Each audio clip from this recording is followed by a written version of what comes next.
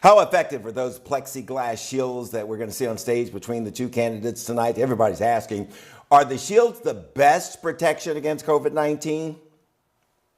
What you would want a barrier to do is block droplets that go between one person to another. There are circumstances in indoor settings where you might see more transmission over a larger length of space. So I do think that this provides more security.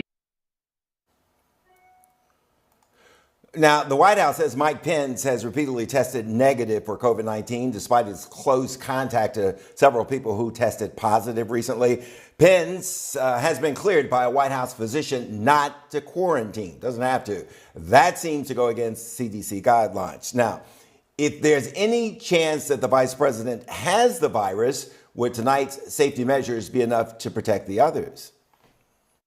There would be a non-zero risk. It would be low based on the measures, but there's still a non-zero risk that would be present if you had an infected individual there in a setting where they're indoors, where they're talking and they may be raising their voices.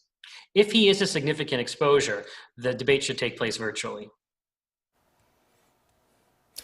So if the vice president were infectious, tonight's setup would make the risk of transmission low, but still possible for the senator and the moderator on the stage, according to our expert. Wishing everybody tonight the best of health and good luck.